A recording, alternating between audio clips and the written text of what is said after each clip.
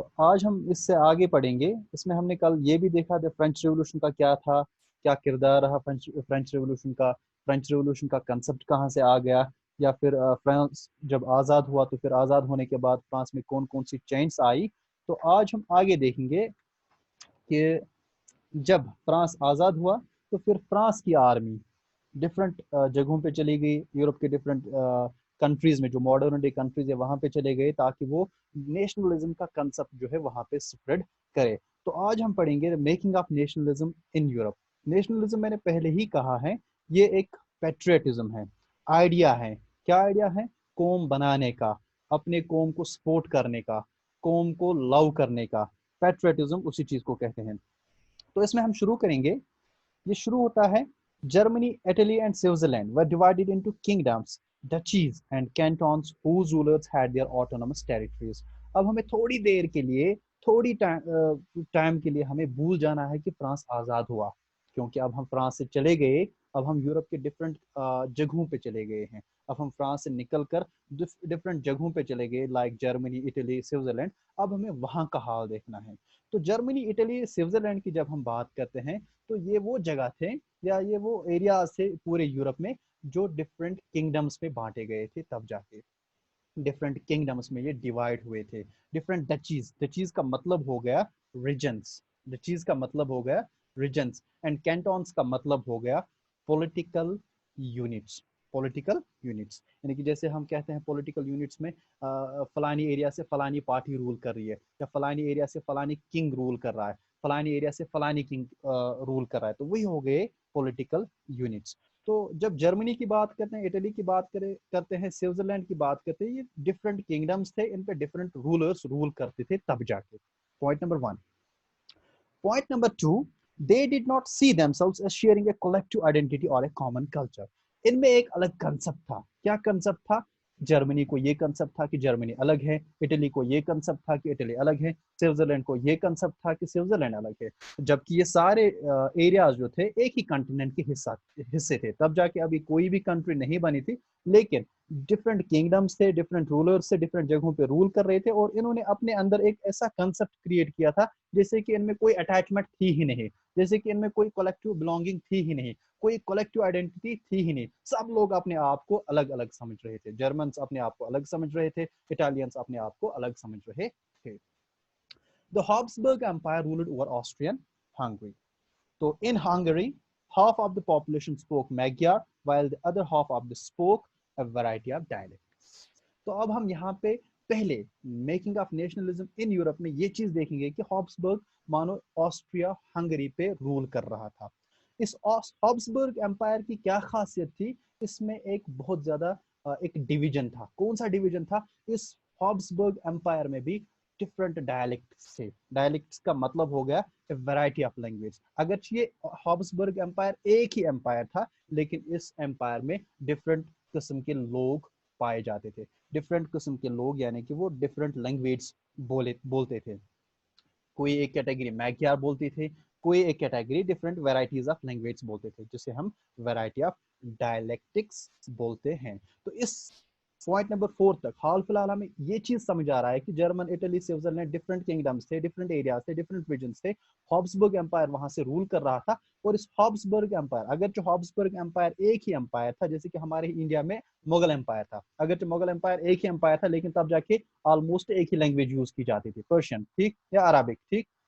लेकिन हॉब्सबर्ग एम्पायर में क्या था कि हॉब्सबर्ग एम्पायर में डिफरेंट लैंग्वेज, जैसे कि आपने पॉलिटिकल साइंस के पहले ही यूनिट में पढ़ा था कि श्रीलंका और किस चीज दूसरी कंट्री का भी आपने वहां पे पढ़ा था कि वहां पे लोग जो है डिवाइड हुए थे on the basis of language. तो ऐसा ही कुछ किस्सा हॉब्सबर्ग एम्पायर में था। और यहाँ से हम कंक्लूड कर सकते हैं कि अभी तक, जहां तक हमने पॉइंट नंबर 4 तक पढ़ा, तब तक यूरोप में कोई भी कंसेप्ट नेशनलिज्म का भी नहीं था। नेशनलिज्म मतलब पेट्रियटिज्म का कंसेप्ट अभी तक वहां पे नहीं था। Besides these three dominant groups, there also lived within the boundaries of the empire. तो ये फिलहाल हमें पता चल रहा है कि ये जो है बड़े डोमिनेंट ग्रुप्स थे, जैसे कि जर्मनी, इटली और Switzerland. The only tie binding these diverse groups together was a common allegiance to the emperor. अब हमें पता चल रहा है कि ये लोग, ये रीजन्स, ये डिफरेंट पॉलिटिकल यूनिट्स कैसे एक दूसरे के साथ टाई अप थे, कैसे एक दूसरे के साथ बाइंड थे। एक एलिजेंस, कॉमन एलिजेंस का मतलब हो गया इनमें लॉयलिटी थी। जैसे कि यहाँ पे पूरे इंडिया में मुगल्स रूल करते थे और वो लोग भी मुगल्स को सपोर्ट करते थे, तब जाके मुगल एम्पायर कामयाब रहा। और वैसा ही हॉब्सबर्ग एम्पायर की अगर बात करें, हॉब्सबर्ग एम्पायर तभी चला, तभी कामयाब हुआ रूल करने में, जब कॉमन लोग जो थे या जब ये डिफरेंट रीजन्स जो थे लाइक जर्मनी, इटली या ऑस्ट्रिया या हंगरी, ये जो है अपने इस किंगडम को, अपने इस रूलर्स को, अपने इस एम्परर सिस्टम को लॉयल थे। एलिजेंस मींस लॉयल्स थे वो अपने रूलर्स के लिए, तब जाके जो है हॉब्सबर्ग एम्पायर काम कर रहा था। Now moving to the further next topic, that's the aristocracy and the new middle class. Aristocracy अब हमें समझना है और मिडिल क्लास को हमें समझना है। पहले हम ऑरिस्टोक्रेसी को समझेंगे कि ऑरिस्टोक्रेसी हो क्या गई। किसी का ये ऑन है? ऑरिस्टोक्रेसी को हमें समझना है। ऑरिस्टोक्रेसी हो गया नोबिलिटी। जैसे कि हमने फ्रेंच रिवॉल्यूशन के ज़माने में पढ़ा था कि सोसाइटी डिफरेंट डिविजन्स में डिवाइड हुई थी। एक कैटेगरी क्लर्जी थी, एक कैटेगरी नोबिलिटी थी और एक कैटेगरी थर्ड एस्टेट थी। तो ऑरिस्टोक्रेसी हो गया एक नोबल क्लास। वही नोबल क्लास, यूजुअली ये नोबल क्लास जो है, ये ऑरिस्टोक्रेसी जो है, यूजुअली ये रूलर्स हुआ करते थे किसी एक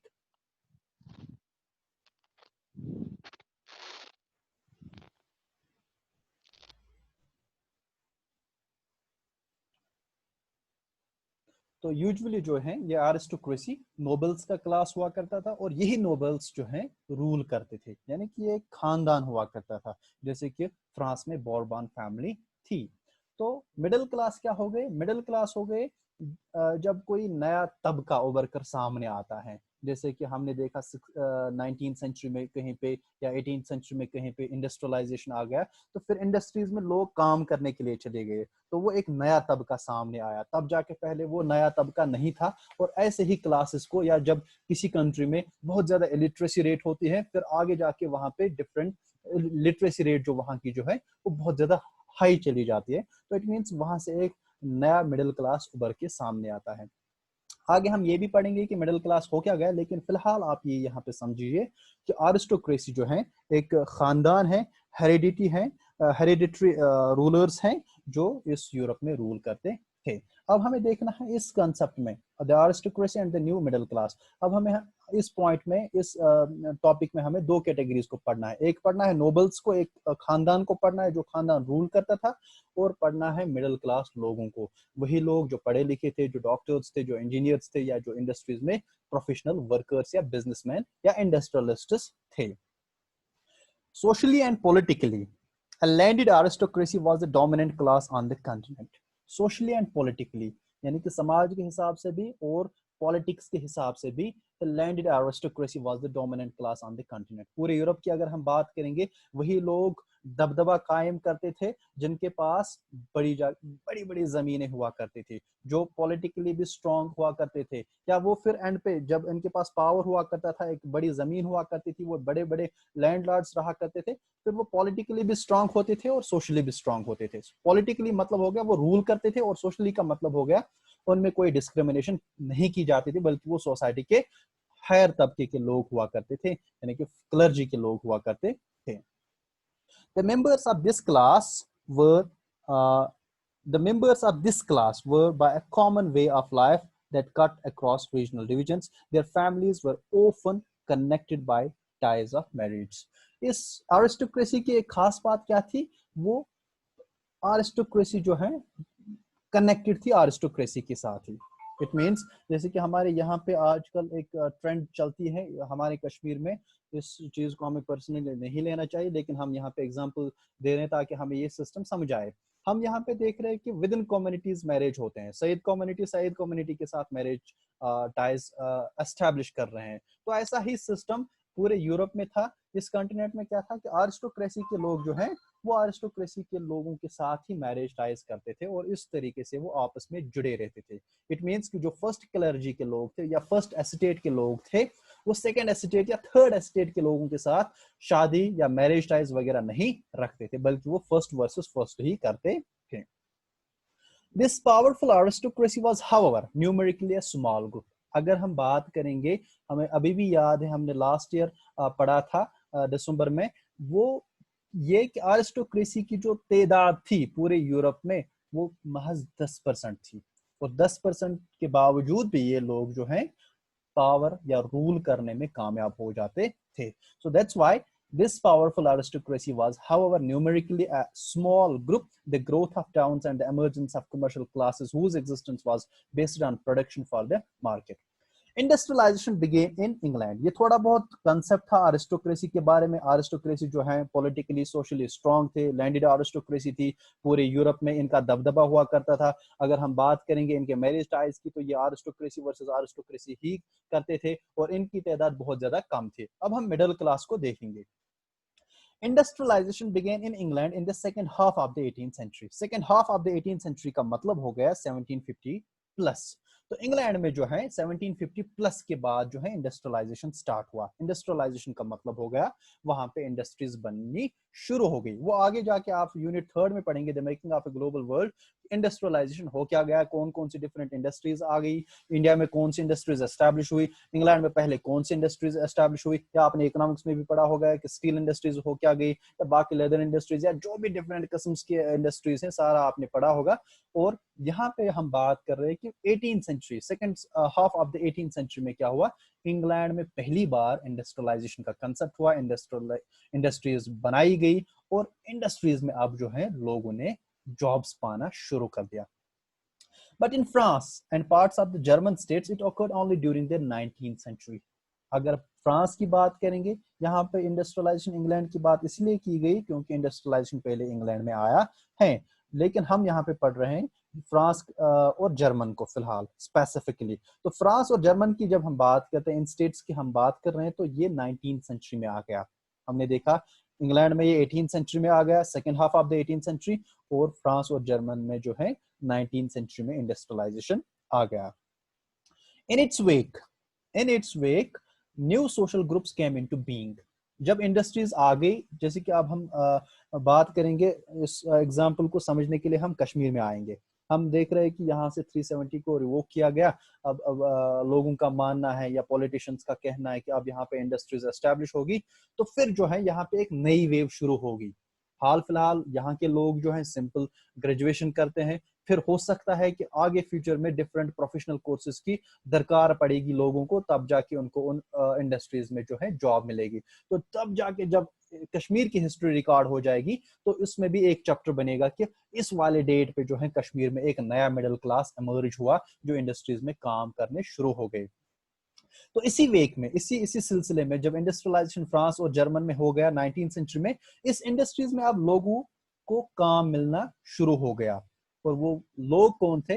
working class population and middle class is made up of industrialists, businessman, professionals. पहले जाके जिन लोगों ने इंडस्ट्रीज डाली वो बिजनेसमैन थे, डिफरेंट प्रोफेशनल्स थे, और इन्हीं इंडस्ट्रियलिस्ट्स को, और आगे जाके या जो लेटर ऑन अगर हम जनरल कंसेप्ट की बात करेंगे कि मिडिल क्लास हो क्या गया, तो जनरल कंसेप्ट में हम देखते हैं कि मिडिल क्लास में डॉक्टर्स भी आते हैं, इंजीनियर्स भी आते हैं, टीचर्स भी आते हैं, या जो भी व्हाइट कॉलर जॉब्स कहलाते हैं वो सारे मिडिल क्लास में आते हैं. लेकिन यहाँ पे 3 डिफरेंट टर्म्स यूज की गई है, industrialists, businessman and professionals. Almost सारे सिमिलर हैं. इंडस्ट्रियलिस्ट्स और बिजनेसमैन भी वही हो गए, और प्रोफेशनल्स भी वही हो गए जो कोई प्रोफेशनल काम करते होंगे. और ये जो है लोग सामने आ गए एज ए मिडिल क्लास. तो अभी तक पॉइंट नंबर 6 तक या पॉइंट नंबर 7 को हम कंक्लूड करेंगे. पहले, it was among the educated liberal middle classes that idea of national unity following the abolition of aristocratic privilege gained popularity. पहले इसको हम बंद करेंगे.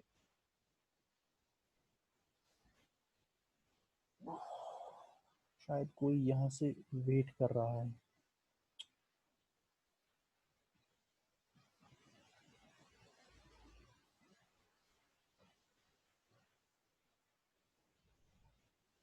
ये जो लोग थे, ये बिजनेसमैन, इंडस्ट्रियलिस्ट्स या प्रोफेशनल्स, ये पढ़े लिखे लोग थे, ये एजुकेटेड लोग थे, ये इलिटरेट्स नहीं थे, बल्कि ये पढ़े लिखे लोग थे. तो अब हमें इस चीज को कंक्लूड करने के बाद क्या पता चलता है कि अभी जो है यूरोप में 2 कैटेगरीज के लोग सामने थे. एक अरिस्टोक्रेसी थी और एक मिडिल क्लास था. हमने ये भी देखा कि अरिस्टोक्रेसी कौन थी, और मिडिल क्लास कौन था।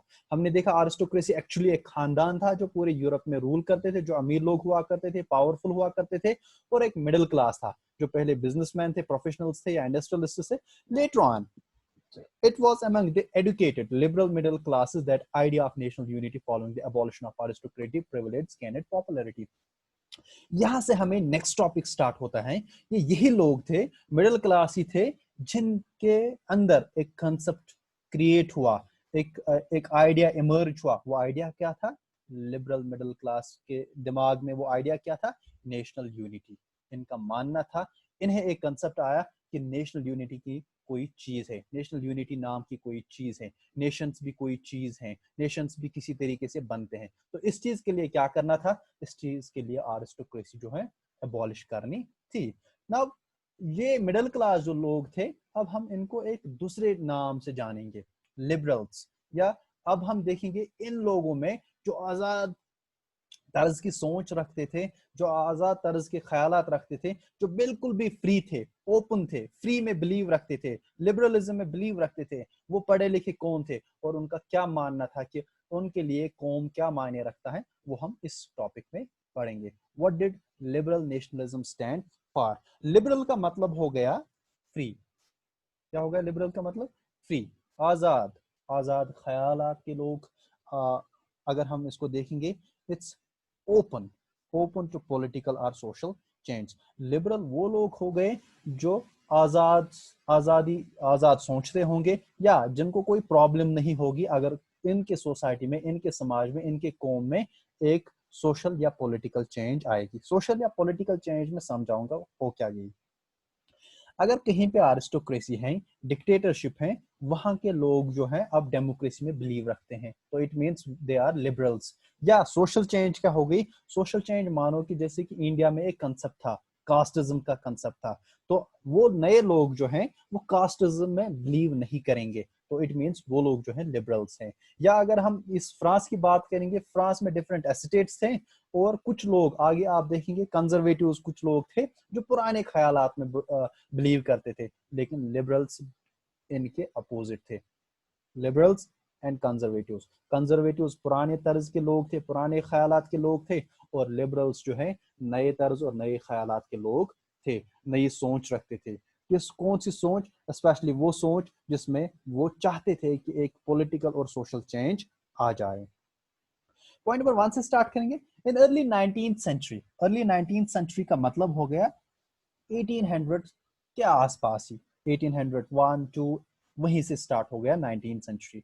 तो इन अर्ली 19th सेंचुरी, या 1801 से लेके 1810 तक, या 1810 ऑनवर्ड्स, तो वही हो गई early 19th century. In early 19th century, Europe was closely allied to the ideology of liberalism।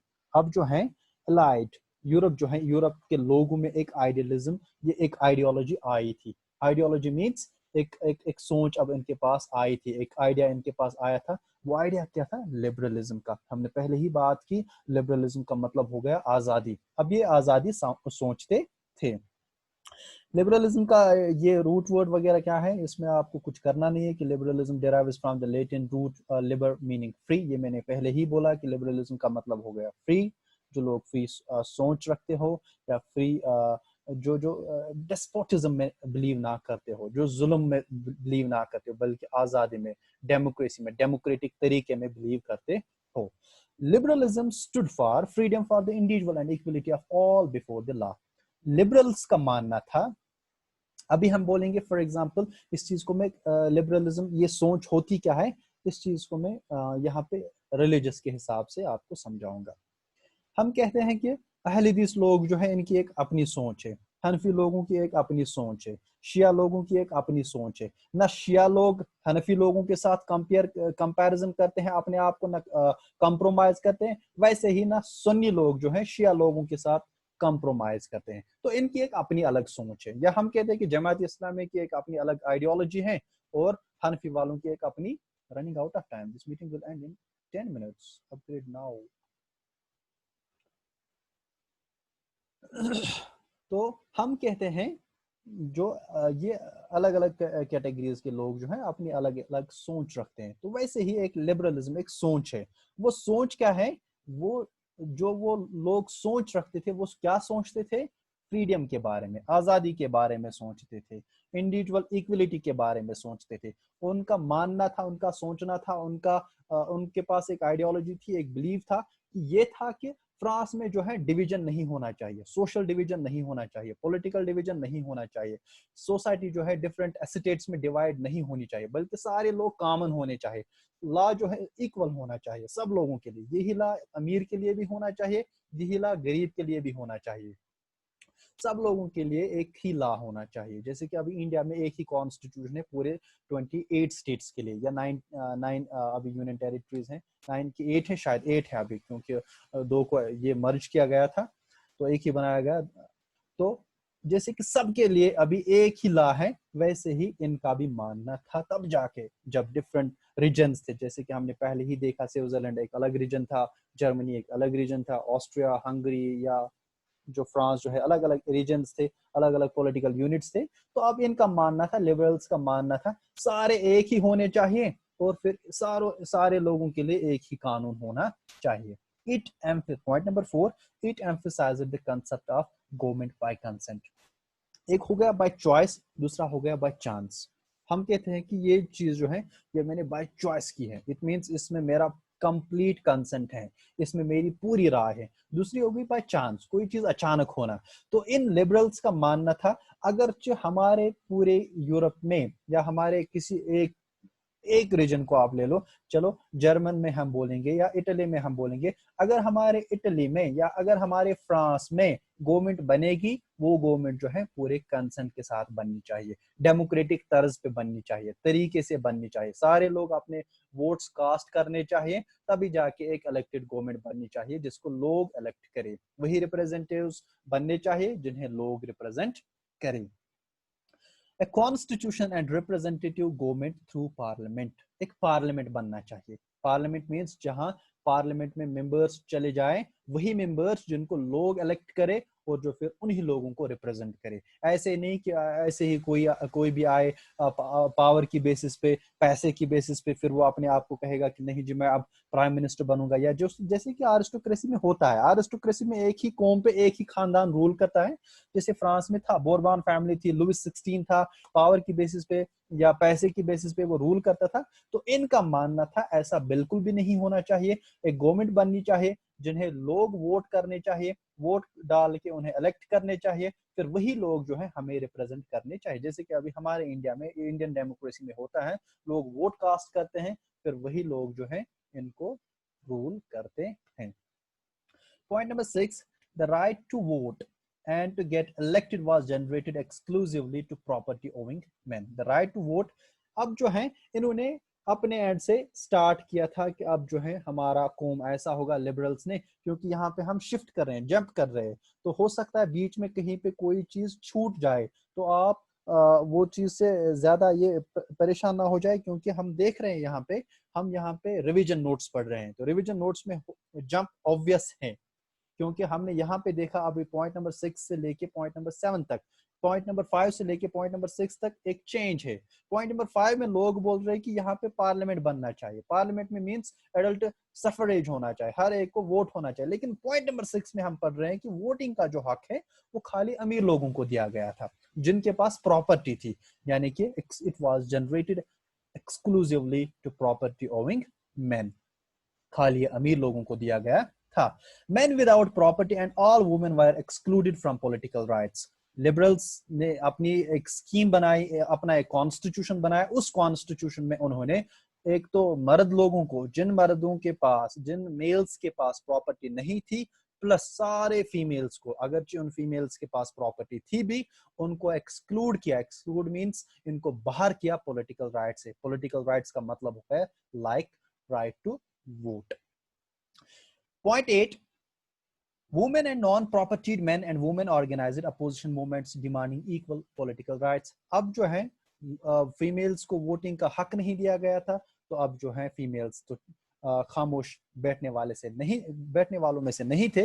इन्होंने क्या किया, इन्होंने पॉलिटिकल डेमोन्स्ट्रेशन शुरू कर दिए, इन्होंने मूवमेंट चलाना शुरू कर दिए, इन्होंने अपोजिशन कर दी। अपोजिशन मूवमेंट्स में क्या इन्होंने कहा, इन्होंने अपने पॉलिटिकल राइट्स मांगने शुरू कर दिए। इट मींस वुमेन्स के पास, फीमेल्स के पास या नॉन प्रॉपर्टी मैन के पास वोटिंग का हक नहीं था, लेकिन उन्होंने बाद में अपोजिट किया इस मूव को, इस पॉलिटिकल इस लिबरलिज्म सोच को, कि कहा नहीं जी, सबको वोटिंग का हक होना चाहिए। और ये हक जो है इन्हें आसानी से नहीं मिला, और उस हक को हासिल करने के लिए इन्हें जो है प्रोटेस्ट्स या डिफरेंट मूवमेंट्स चलाने पड़े। The abolition of state-imposed restrictions on the movement of goods and capital. A merchant traveling in 1833 from Hamburg to Nuremberg to sell his goods would have to pass through 11 custom barriers and pay a custom duty of about 5% at each one of them.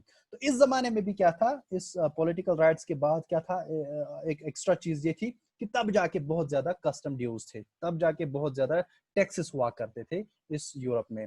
For example, इसने एक merchant की बात की है, यानी कि एक businessman की बात की है, जो गांव गांव जाता है, फिर वहां से अपने प्रोडक्ट्स बेचता है। 1833 की बात है।